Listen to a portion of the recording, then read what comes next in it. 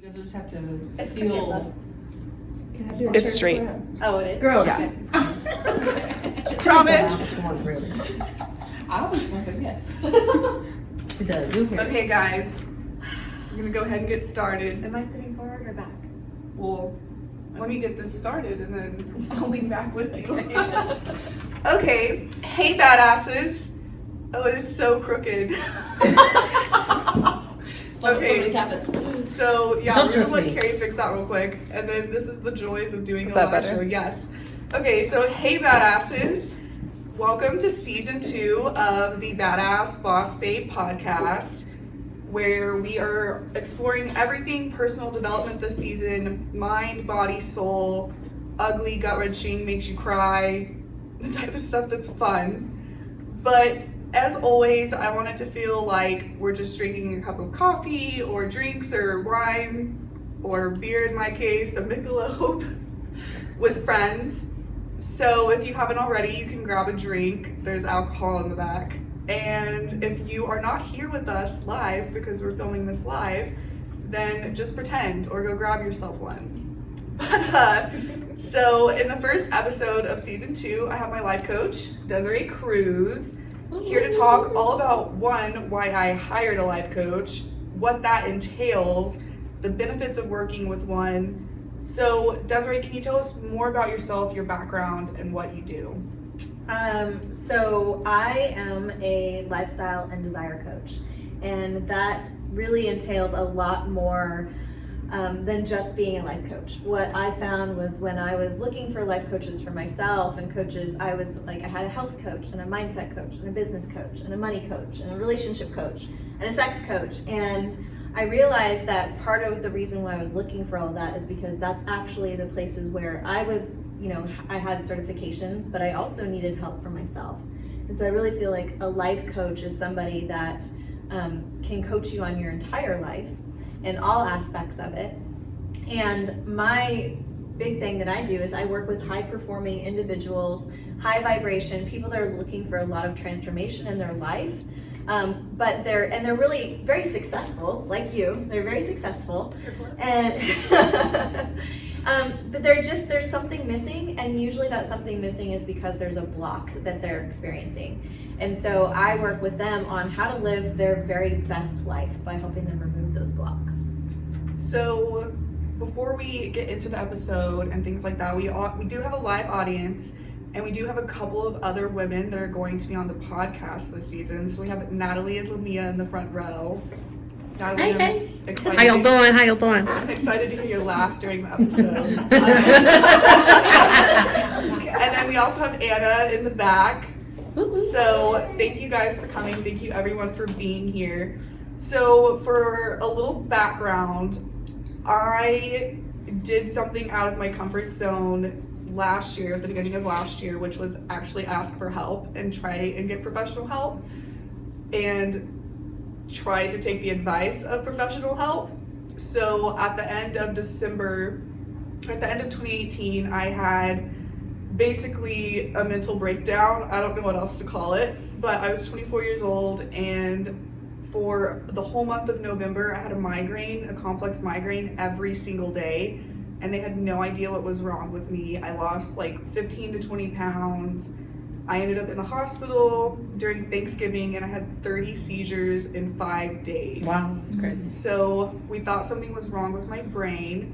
Thankfully, it wasn't. I was just crazy because apparently you can have seizures from PTSD. So you can have PTSD triggered seizures, and PNES, which is what it's called, it's more common also for people with this specific autoimmune disease I have, because when you have an autoimmune disease, you get really, or you have any type of long-term illness, you get really used to either being in pain or your symptoms or everything that entails, and you get used to it, and it's something that you just learn to live with every day.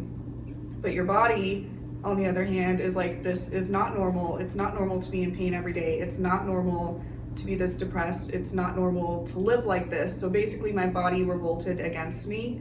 And so at the end of it all, I finally got a real diagnosis of complex PTSD, which was life-changing in the most positive ways, because once I was diagnosed, everything started like clicking together and making sense, and I couldn't make excuses for my bad behavior patterns that resulted from trauma anymore. And I got diagnosed with severe anxiety and depression. So fast forward like a couple of months, and Deseree and I had been in the same social circle for years, literally years. Like, we had been Facebook friends for probably 3 years. We had a really good mutual friend. Let's be honest, we were Facebook stalking each other. Yeah. But this mutual friend kept telling me, you need to meet Deseree, you need to meet Deseree. And he kept telling her, like, you've got to meet Chloe, you've got to go to her events, and like, you've got to meet each other. And so you went to our Valentine's Day mixer, our improv mixer, and we met, and we didn't even really talk at the event. We just kind of like circled around each other again, but someone else talked to you and said, you really need to meet Deseree. So we did like group lunch, and when you were talking about coaching and things like that, I just decided to like take the leap and do coaching, because I had been in therapy off and on. I was about to be 25, off and on for 22 years, and it never worked for me. Never had a therapist I liked. So yeah, took the plunge and did coaching. So we're here today to talk about obviously why I hired a life coach. There you go, y'all. I was fucked up. That's why I hired a life coach. And then to talk about what you do and what that entails. So first things first, I know you hate this question. What makes you a badass, Deseree? Well, it's funny, like, I don't necessarily hate the question, but I was like, oh, how do I really answer that? And so I kind of went back to the first time where I had the opportunity to go to a networking event and jump into the middle of a bunch of women and scream, I'm a badass. And I was like, what was it that I was like channeling in that moment?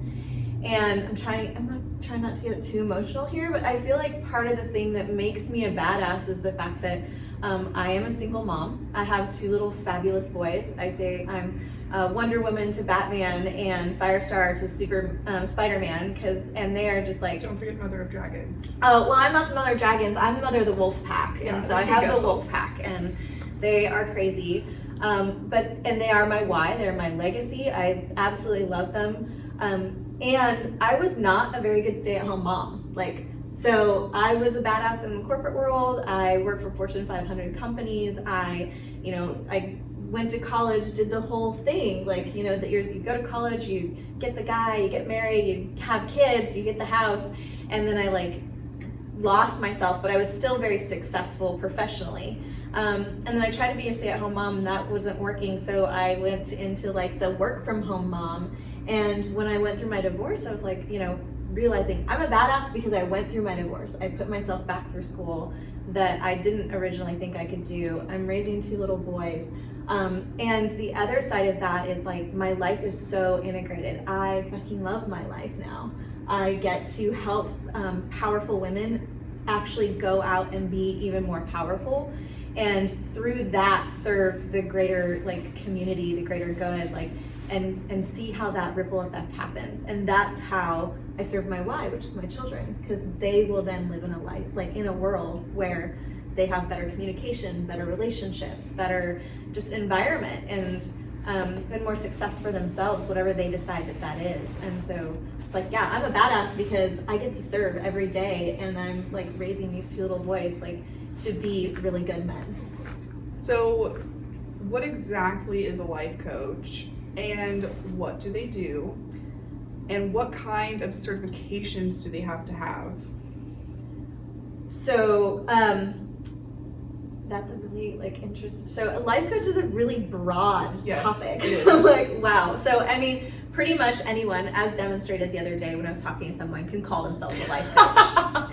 And but we have to give a background to that. So we're doing New Year's Eve together, and I ran into 2 guys that I know, and I'm talking to one of them, and I was like, oh, you have to meet my life coach, because he was asking how the podcast was, and I was like, I'm actually interviewing my life coach, she's right here. And he introduces his friend as his life coach. And really, these are just 2 fuckboys, guys in their mid-30s who they're friends. They're really good friends, and they're on the same bullshit together. Yeah. Well, in the other that's one's what- defense, as soon as I started talking to him about certifications, and I'll get into that, he backpedaled very quickly, and he was like, well, I'm actually not a life coach. I'm like, okay, well, that makes sense. Like, no problem. But I think it's a good point to bring up because it is something that has gotten kind of trendy. right. Having a life coach is like trendy now. So And I think that there's all kinds of certifications that you can get online. You can go online and get a coaching certification. You know, oh gosh, please don't do to anybody and I love Udemy. It's got like these great little Yes. courses, but it's a $10 life coaching certification.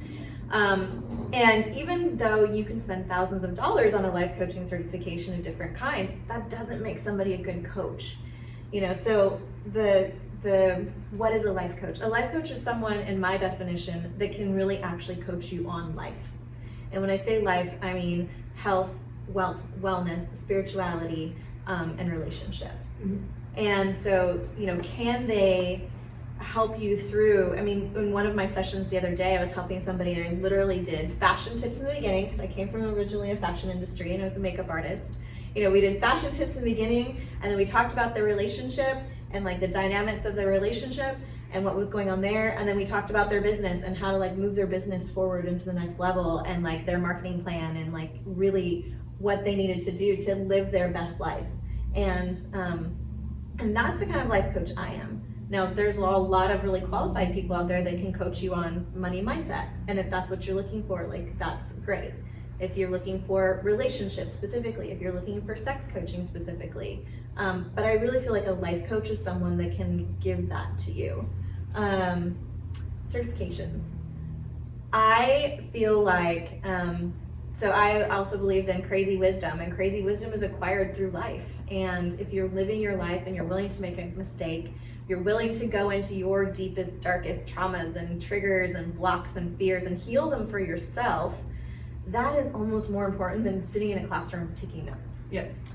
Well, I would say it is more important. You know, I'm interested in like going into coaching, Yeah. specifically like trauma. And I think you told me when we first started coaching and I had like expressed any kind of interest, you're like, as long as you're 7 steps ahead of who you're coaching, like you're good. Like you don't need to be a perfect person. You just need to be 7 steps ahead. Well, and if you are too far away from them, you don't have like the vision, you can't see what's going on for them very well. You become like irrelevant to what's going on for them. Yeah. And so it is actually good to have a coach that's like closer to you in your developmental path. They've gone through it, they've healed it, but they like still are relevant to your problem that you're going through. And Yeah. so, I mean, with that said, I have certifications. I'm definitely that person that's like, oh, I have to have a piece of paper to make myself legit. And in reality, when I got the pieces of paper, I was like, that's not actually what made me a good coach. Being like empathetic was part of the thing that made me a good coach. Like being able to practice sight and see people and feel people and like apply my experience to the situations that they were going through was really more of what made me a good coach. So, can you tell us about your journey into coaching? Because you kind of mentioned, you know, your background and things like that, and what made you want to become a coach? So I've always loved serving people. I've always loved helping. I love being the cheerleader behind people and encouraging them.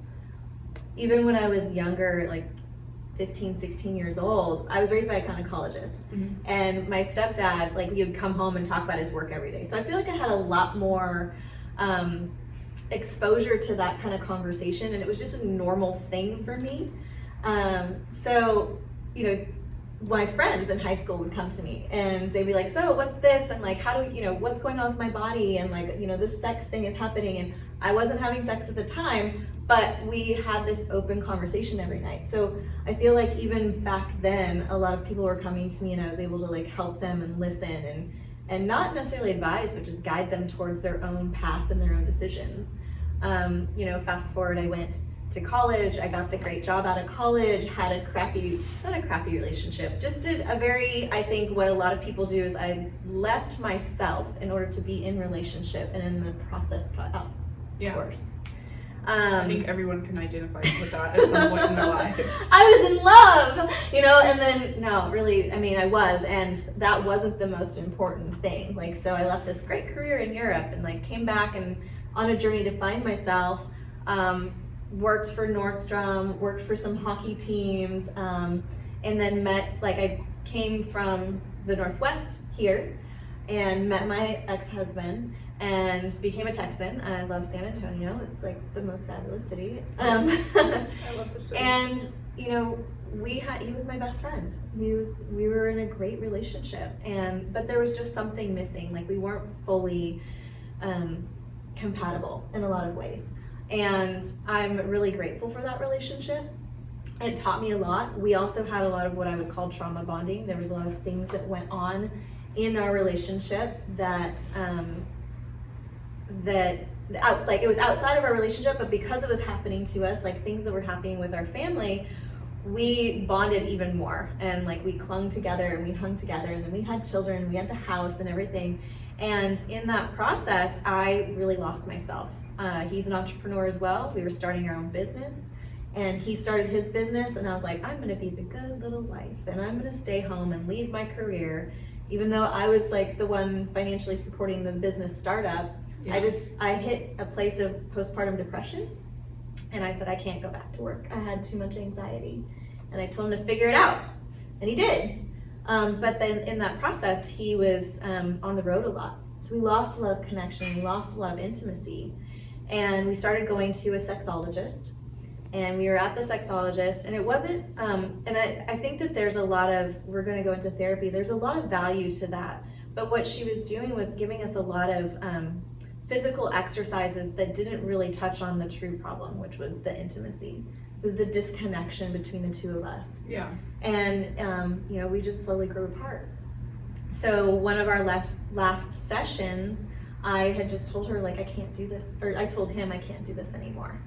And that was kind of the end of it. It was like we were over. I didn't believe we were necessarily over, but in his mind it was like, well, I'm done, and he had walked out. And so I was feeling lost. I do that a lot too, where I'll be in a heated situation with someone and just say, I'm so done right now. Like, I'm done. You go into red. And I don't mean that I'm done with the relationship or like everything overall, but so I understand like where you're coming from. I mean, the specific words where who wants to be your roommate anyway, and like walked out. So, in the process of him leaving, I'd actually found this group. It was online. A friend of mine had invited me to an event. It was a game night on communication and intimacy called Turn On. And I went to that event. And there I met a woman that was a life coach. She was specifically a orgasmic meditation coach. And I went to about 6 of these events trying to gain the tools to learn how to come back into connection with my ex-husband, and never really like actually getting to the point of applying them because he was gone all the time. So we couldn't, it's a connection practice. We couldn't actually get connected. Also, it takes 2 to tango, so. Yeah, and so I had been going to those events, and they say in every single event, they tell you what orgasmic meditation is, and I could not hear it because I was so blocked. I was so cut off from my own desire, who I was and what I wanted to do, that I couldn't feel it. And so I remember like sitting in the dark one night, drinking my 2nd bottle of wine. I put the boys to bed. I'm watching, hey, you start early while you're cooking, the dinner starts around 4:00. You just start sitting there drinking. After the first bottle by myself, I'm like, I'm just gonna take a nap on the couch. Well, I couldn't. I had 2 little boys that I had to cook for and get ready for bed and for school and clean up. And so, I was just sitting there, and I was just desperately lonely. Like, I just knew that I had completely lost myself. And so when she had offered me coaching, it was so hard. I remember being such a bitch to her, just like, I don't want to tell you what I want. I don't know what I want. And just yelling at her, like sitting in my car, crying and yelling at her, and just not being so stubborn. But she stuck with me. And then going into that program I was going through a separation, going into that program, she invited me. She's like, hey, would you like to be able to do this for someone else? And I was like, absolutely. And that's really where my journey into turning into coaching started. And that was 4 years ago. So this next question is probably going to be like a little heated to some people, or maybe touchy, but in what ways is life coaching different from therapy and how is it better, or are there any downsides to it compared to therapy? So I will say that, you know, the therapists are trained in dealing with people's minds in a different way. They have a lot of schooling, they know, you know, a lot. They're very trained in like the medical, like also a lot of them are in the medical field, dealing in psychotherapy. They have a lot more history in that. I would say a life coach is based on, yes, certifications, but it's almost intuition is a bigger part of it. And their ability to connect and be more hands-on, as you were saying. Yes. I think that therapy is valuable. I've been in some therapy. I think that there's certain time and place for therapy where people can talk. And everybody that I've talked to that has gone through work with a therapist has said, like, I got to resolve some of my issues on my own, but I just talked, and it took years and years and years. And I tell my clients, like, you absolutely continue to work with your therapist. And, you know, therapy can also, if they need to prescribe drugs and things like that, like that, I can't do that. But I think you can work with your life coach and your therapist at the same time. So I will say that. Where I think that there's a big difference is when I see people that have worked with a therapist for years and years and years, and they're still stuck in their same shit. Yeah. And they don't move over here. And so where life coaching, depending on the specialty of the life coach, where that can really make a difference is where you can actually like take massive action and steps towards your healing and healing some of that deeper trauma. Now, you know, I work with people on their past life experiences, on their genealogy, and their current life experiences. And I don't know any therapist that actually goes in deep enough to do that. Yeah. I'm sure they're out there, but that's usually not the people that end up coming to me. The people coming to me they're ready to take action. And I have a lot of clients that, I think you were saying something about I'm too fluffy sometimes when I talk about what I do, because it is such a deep healing process. Which and is working like, with your subconscious. The way she writes is fluffy, which doesn't make sense because if you know her, she's not fluffy at all. So I'm always like, what are you doing? But we're working on it. We're working on it, yeah. And so, working with your and homework. I mean, I give a lot of homework for people. Like you have, by the time you're done, and the idea is like, you should not have to coach with me forever. You know, there might be some topics where you like spot coaching or something, but the idea is for you to like heal yourself so that you can then have the tools to live your own best life without my help, and like not just meeting with somebody once a week and talking about what happened with your week. Well, and so, like I said, I started therapy at 3, on and off my whole life, never worked for me. Like even right before I ended up in the hospital, I was with a therapist, seeing her twice a week. Never worked for me. It felt nice to have a designated person to talk to and like listen to my problems and like listen to me. But also to that note, I feel like traditional talk therapy, and there's so many other forms of therapy, but traditional talk therapy, I almost feel, in my experience, is toxic, because when you're just sitting there and you're talking about your problems, and you're talking about your problems, and you're talking about your problems every week, you're bringing down your vibration. Like, the universe doesn't hear don't. It just hears, I don't want to be unhappy, or I don't want my boyfriend to treat me like this. And then it takes out the don't, and then it's throwing that right back at you. So for me, it was just a really negative experience.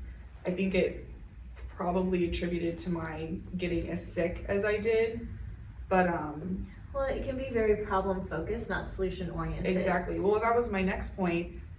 I am very action oriented, and so like I like homework. I like you to tell me, okay, you need to look at this, or go home and do this, or read this book.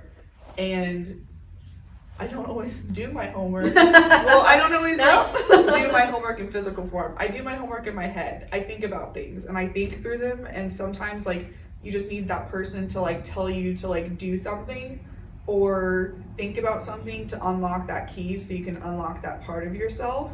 I will say when we did the reparenting exercise, where I had to go through my genealogy and like gift my parents and my grandparents skills that they didn't have because they either didn't have the resources or just for whatever reason didn't have those parenting skills. That was probably the most powerful one. I like bawled my eyes out during that. But yeah, and that's where doing this, so when you're talking about therapy and it's like you go and you do talk therapy and you continually reinforce the negative patterns and the negative thought processes, when you're able to do the parental re-imprinting, this is what we did, or when you're able to visualize or switch around your mindset so that it is a more powerfully positive mindset, and working on that hypnotic language patterning instead of the one that you don't want, that's where like a lot of healing can come into place. And just learning for me too that I could drop into myself and answer any question. Like You have all the answers inside of you. It's just having someone help unlock them. Weird stuff came up that like generationally, like things that I've inherited. Like I have a huge scarcity mindset, and I'm only third generation American on one side of my family. My family immigrated from Ireland. Like we still have second cousins in Ireland, and like 100% know that scarcity mindset comes a lot from having that Irish ancestry. Like I can ask myself and feel it and know that that's where it's coming from. So still working on that. That's a work in progress. Yeah, and not all coaches work with neurolinguistic programming. So that is like one of the techniques that I use, and one of the things I do have a certification in That's one of my goals help to get heal that. certified this year. Yeah, maybe, it's just a beautiful working with the hypnotic language patterning to access your subconscious and heal those parts of you. Yeah.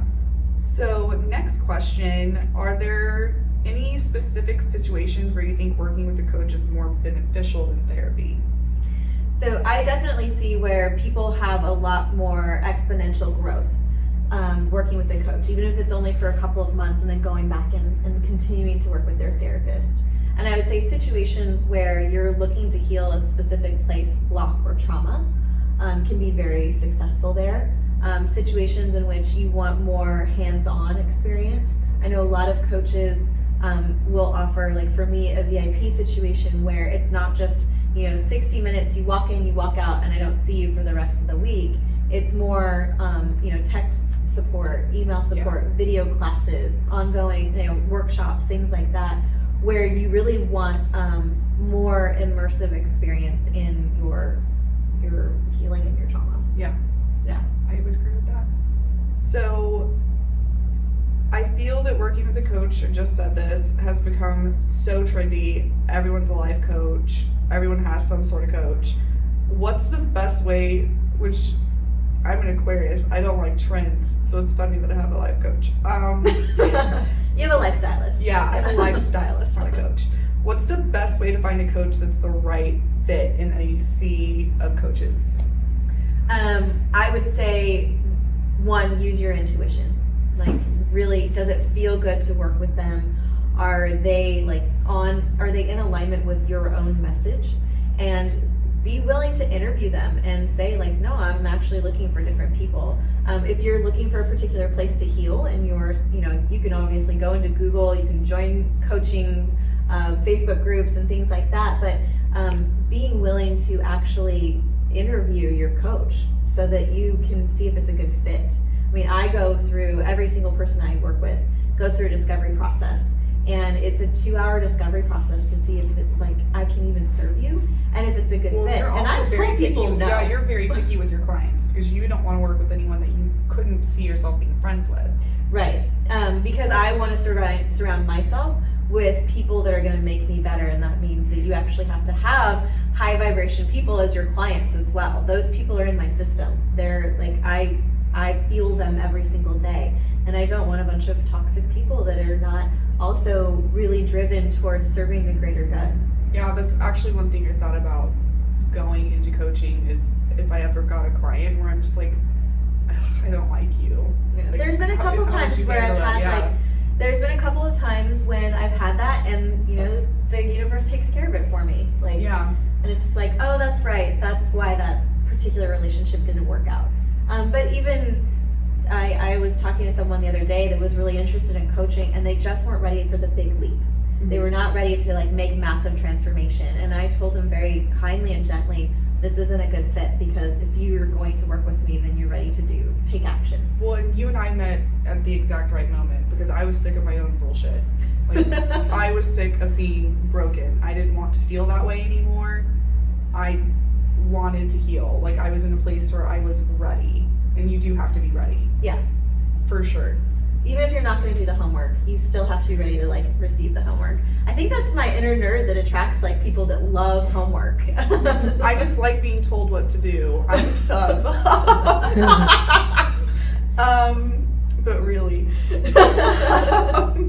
So That's another podcast. Yeah, that's a whole other episode and subject. So No pun intended. yeah, literally, no pun intended. So as a coach, if you could give anyone in this room or listening a piece of advice, what would it be? So I really thought on this one, and I was like, if I could give anybody advice, and this people might not like this, of course, but it doesn't matter if you like it or not, it's true. I would say be selfish. The most selfless thing that you can do for the people around you and for your loved ones, for people's future, for business, for your clients, is be selfish. Having boundaries only looks selfish to people who don't have boundaries. Yeah, I listened to a talk by Abraham Hicks, and they said, people that call you selfish are just saying, how dare you put attention on yourself instead of me. And I was I love listening to that YouTube video in the mornings while I get ready. Mm-hmm. Love it. It's one of my favorites. Tintin would recommend to anyone. And I say that because it wasn't until I started actually being selfish, and I love it because I listened to that right after my ex-husband called me selfish, and then I was like, damn right, I am selfish. I'm taking care of myself so that I can take care of my kids, so that I can take care of my clients, so that I can like create a better world for people around me. And if I don't take care of myself first, especially as a woman, if I don't take care of myself first, I don't have anything else to give. Yeah. Because if you're empty what can you give? Nothing. So, thanks for that advice, Deseere. Yeah. So, badasses, right now we're going to go ahead and end the episode. So, for anyone listening, Deseere, how can they get a hold of you if they would like to do that?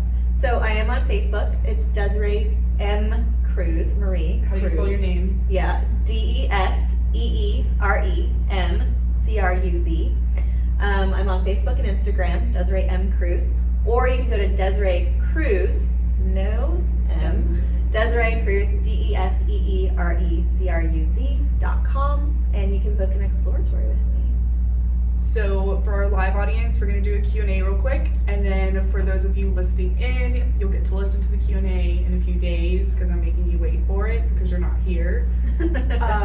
So we're going to do that real quick. But so you missed out the Q&A and the drinks because you didn't show up tonight. Yes, and I made a really great punch. So as always, for those of you listening, stay badass.